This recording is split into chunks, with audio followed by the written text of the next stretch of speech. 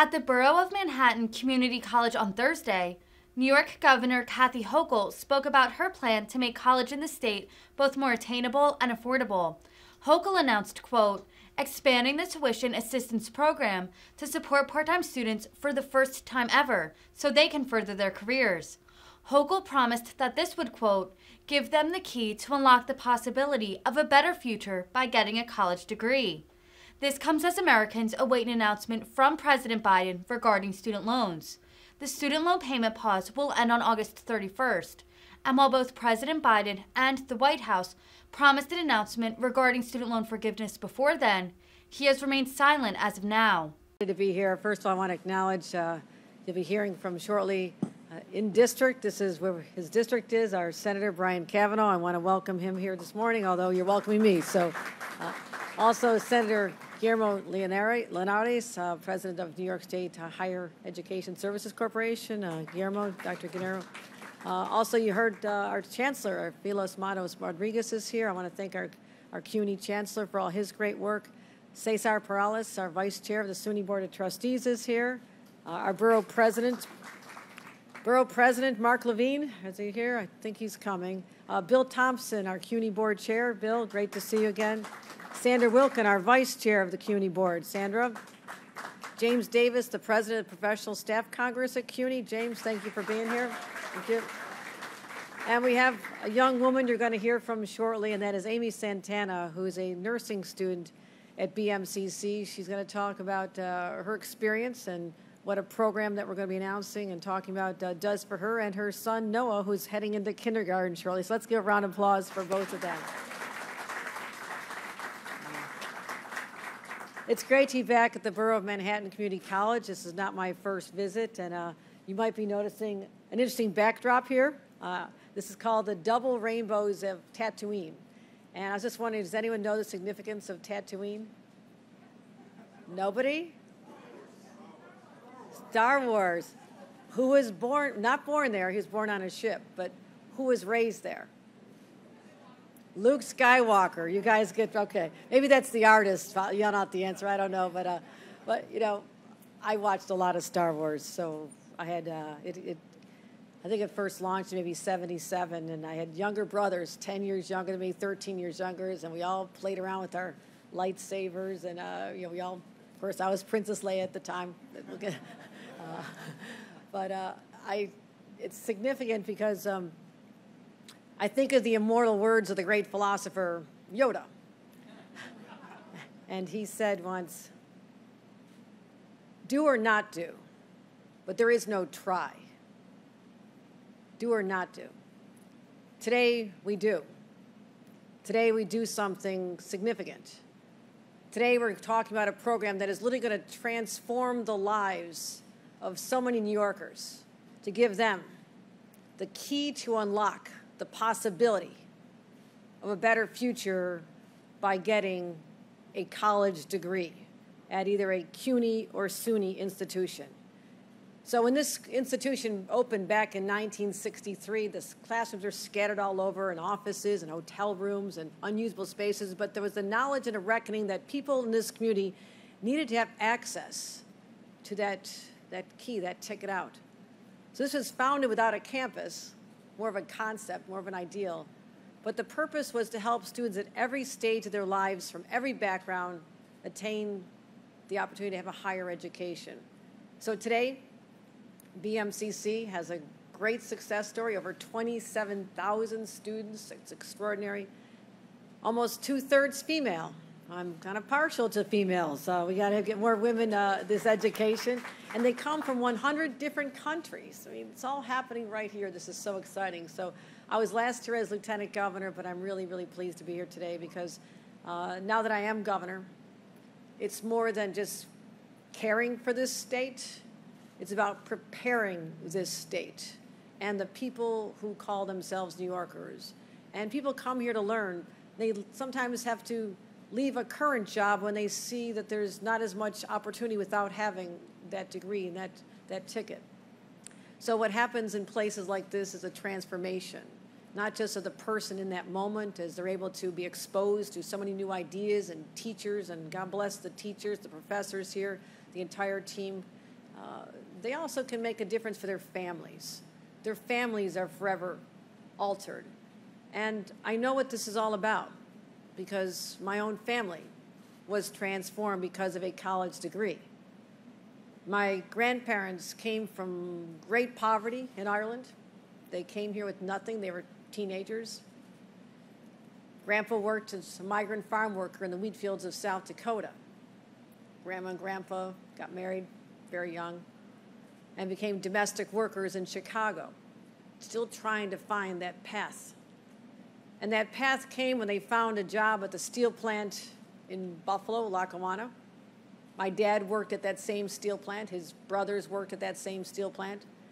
But what made the difference for my father when he was, again, very young, married my mom, they lived in a trailer park where my brother lived, and we ran out of room when I came a year later. What made a difference in my family's life was my dad's ability to be making steel, work in a steel plant, but also receive a college degree at the same time. A young father, I was on the way when he got that degree, but that transformed our personal life story. And a generation later, their daughter is the governor of New York.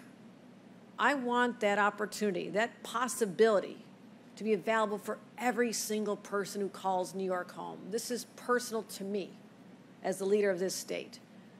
So that's why I'm here today.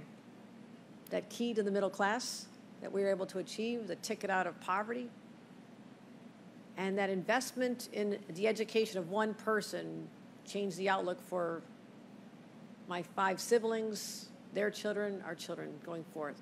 So how we show our commitment. First of all, it does come down to money. If you're willing to put money in the budget to show your priorities, and that is why we have an historic investment in education. In the budget, my first budget just negotiated and on the books, the ink is barely dry.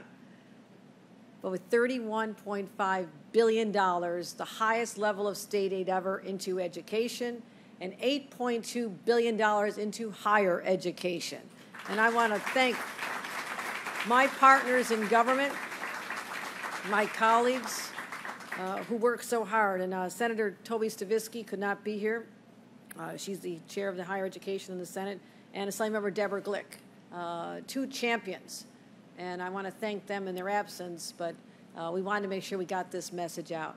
So what can CUNY and SUNY do? They can hire more faculty. That is a good thing. How about hiring more faculty? They can improve the campus operations. And today we're talking about something that has been long overdue. And that is expanding the tuition assistance program to support part-time students for the first time ever so they can further their careers.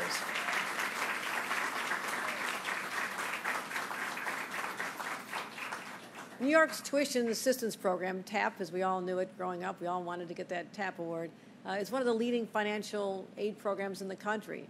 And since 1974, when it just started, over $30 billion has been invested in 6 million New Yorkers and allowing them to get skills, a degree, an education to benefit themselves. And back then, the first year of TAP, the average award was a whopping $335. Probably a lot of money back then, but fast forward half a century. And the last year, over 250,000 New Yorkers took advantage of this, and the average award was $330,000, or $3,300. So we've gone up exponentially. But TAP has always been there as that way to bridge the gap between what you might have in your family, especially families who don't have much, and the cost of your tuition. It's supposed to help you cross that bridge to opportunity. And that's what we've done. And we know TAP works. But yet, since its inception, it's been too limited. It has been too limited. And the chancellor talked to me about how many years people have raised this, have been fighting for this, to say, why can't we expand it? To think that someone has the ability to go to college full-time and not have any income coming in is just unrealistic. I don't know how many families can do that at all. So we've created a barrier, a ceiling for them by saying, no, you have to be full-time. You have to have enough money to go to school full-time in order to get the money if people don't have assistance. I mean, it doesn't make sense this is the group of people you should have invested in first. The people who didn't have the ability to just say, I won't take any income, I'm going to go become a student full time. So now we're righting the wrong. And now the students who are eligible, no longer do you have to be earning 12 credits a semester, which was the requirement before, a full course load. These requirements are now going to be available to many more students. And think about who we're talking about. Who are we focusing on? Students with families, with beautiful children like Noah. People who have to take care of their own parents or their own grandparents. We have so many people who have other responsibilities. People just have to be able to take care of themselves. And largely the ones affected and excluded from this opportunity were students of color, immigrant students, and female students, who are the ones who are always the ones having to take care of everybody. So that was bad. It didn't work. And it didn't help us prepare the workforce for the jobs that are waiting today and tomorrow. So we're eliminating all those requirements, expanding part-time TAP so it covers part-time students and those taking as few as 6 credits a semester at a SUNY or CUNY school or a not-profit college are now eligible for TAP. And it kicks in right away. Year 1, they enroll. Don't have to wait any longer. Okay, we're going to hear about it's actually working. And our view is we invest in people. And I'm announcing countless infrastructure projects and making sure that we have, get rid of the potholes and fix our streets and our roads and bridges and our transportation, our public transit.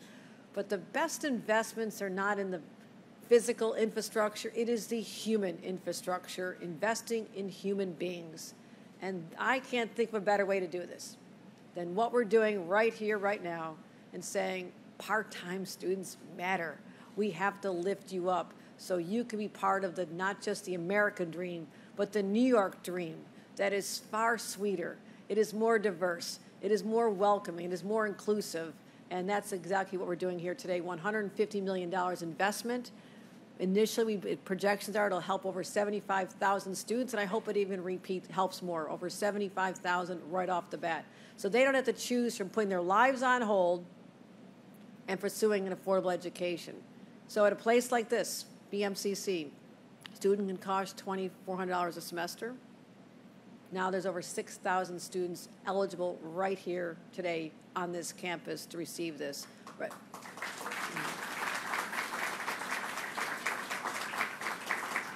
So it might be part-time TAP, but it's a full-time priority of mine, making sure that we respond to the needs of the employers. And I will tell you, my friends, I walk the streets of the city daily.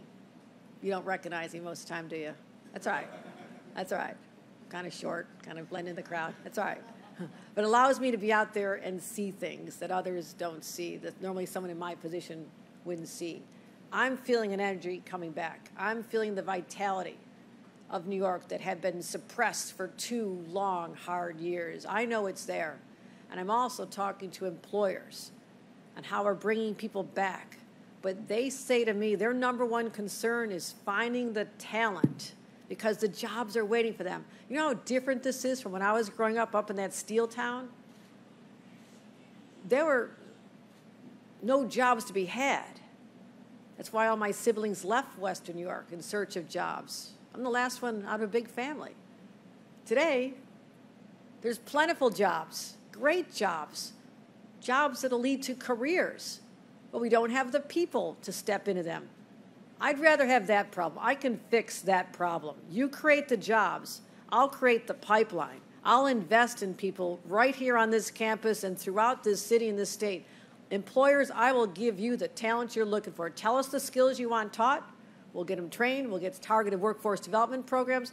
We will be second to none in this nation when it comes to lifting up our people to allow them to have good paying jobs and careers. That is my commitment as the governor of New York. We're coming back strong, and how we're doing it is unleashing the full potential of every single person with making sure that an education, a college degree, a SUNY or CUNY degree is no longer elusive for them ever again in the state of New York.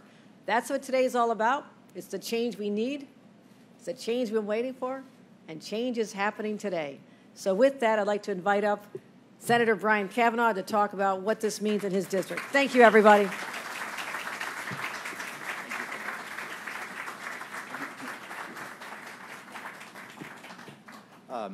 There's very much to compliment the governor on, but I can't help but begin by complimenting her on the deep Star Wars knowledge. I mean, I think it must have been episode 3, which I missed, where you find out that Luke wasn't born here, but you know, because we first encounter him on Tatooine. But that was very impressive.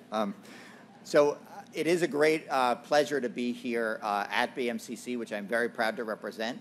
It's a great pleasure to have the governor, who's, you know, I don't know how she does it, because she's, as the lieutenant governor and now as the governor, she is everywhere all the time. We see her all the time, and it is really wonderful to have such a leader who is both leading at the statewide level, at the macro level, but also here in our communities, talking about our practical day-to-day needs of residents of our community. As the governor said, we have been working very hard to invest in equity and access and affordability of higher education. And as the governor also said, some of that work really is long overdue. This budget that we did this year, $220 billion budget, invests in many long overdue priorities that really are going to move this state forward. It is, as was noted, the governor's first budget, and I was very proud to work with her and my colleagues. She mentioned a few of our leaders in higher education on really getting this right and really putting forth a budget that will advance this state. And that's true in not more true in any other area than it is true in the higher education portions. What we're announcing today is particularly meaningful to me. I am also someone who comes from a family of immigrant stock. I had the benefit and the privilege of getting a great higher education largely because of an ability to depend on very generous financial aid programs. And since, you know, many decades ago when I was seeking higher education, costs have grown astronomically, and I think the challenges that our families and our students face also have grown. And especially we know our part-time students, who very often are juggling a variety of other obligations to family, to health care, to jobs that they're doing. So it has always been something that people tell us that we provide education, we provide the opportunity, but we make it far too difficult for people to participate. I want to also just take a moment to acknowledge CUNY, and particularly this wonderful branch of the institution that we're here. We have, you know, the leaders of CUNY across the board were announced, and in particular BMCC, which educates tens of thousands of students, all of whom are seeking, as the governor said, to develop the skills and the perspective and the credentials necessary to participate fully in our economy and in our communities. And BMCC, you know, this is an institution that has struggled. You know, 9/11 hit this institution hard. You know, during COVID, a lot of the students who work here were particularly impacted because of you know, the neighborhoods they come from, because of the work they have to do. But it is an institution that has always striven to really provide for the students. And so I want to thank, you know, the faculty, the staff, and the students that really have made this institution a marvelous place. And that's a good segue. So our next speaker here is Amy Santana. Perhaps we'll also hear from Noah. I'm not sure if Noah's going to make it up here. But, you know, Amy is studying nursing. In a separate note, we're working on getting more capital for the nursing program here. But let's hear from Amy Santana, one of our students here. Thanks.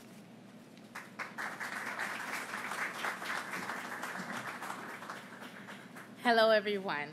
Oh, no one's going to join me? Okay. It is so great to be here with you all. When I was asked if I would come and share my story, immediately I said yes, because I think it's important that everyone understands the human impact that Governor Hochul has done for people like me. My name is Amy Santana. I was born and raised in New York, grew up in the Bronx, and now live in Mount Vernon. I am 34 years old. I am a mom to an incredible 5-year-old son, Noah, who's here with me today. And I am one of the 75 1,000 part-time students who's going to get a higher education because of the changes that Governor Hochul has made to part-time TAP.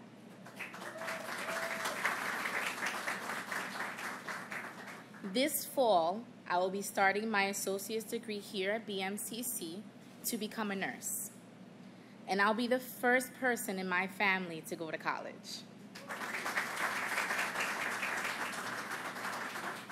This has been a lifelong dream of mine, but for most of my life, it was impossible. When I was a teenager, my father died suddenly and left my mother to care for herself and my sister and I. There was no money for college. So financially, it made more sense for me to go out and work. And that's what I did. I got a part-time job at TD Bank and worked my way up from a part-time teller to a sales and service manager. I had to put my dreams aside because reality didn't give me much options. I had to care for my mother and myself, and 5 years ago when my son was born, I had to care for my son. I couldn't be a full-time student, so I couldn't access the financial aid that I really needed, but that dream was always inside of me. And now that Governor Hochul has expanded part-time TAP, it works for students like me, and I can make my dream my reality.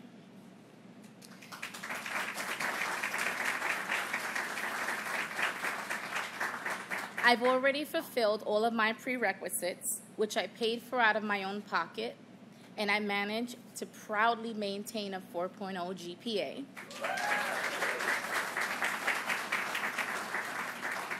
But this fall, I will finally get the financial aid that I need to get the degree I need on a timeline that works for me without having to quit my job. When I told my son I was going to become a nurse, his first reaction was, "Why, Mommy?" But now when he sees me studying in that study room that I have for late hours, he'll check on me, he'll say, "It's okay, Mommy, because I know when I get sick and when everybody else gets sick in the family, you're going to take care of us." He's already putting me to work. He makes me so proud that he's proud. And it makes me proud to know that once I become a nurse, I will be able to give Noah what I never had when I was a kid. For example, summer camp, swimming lessons, sports, learning how to play the cello, which has always been a dream of mine. But I will also be teaching him by example that it's never too late to follow your dreams. If Mommy could do it at 34, you could do it too, Noah. I know that New York is making an investment in me and students like me across the state. It's investing in me through part-time TAP, and it's investing me in so many other ways that Governor Hochul mentioned. So, Governor Hochul, I want you to know that I will use my nursing degree to give back to the state, my home state.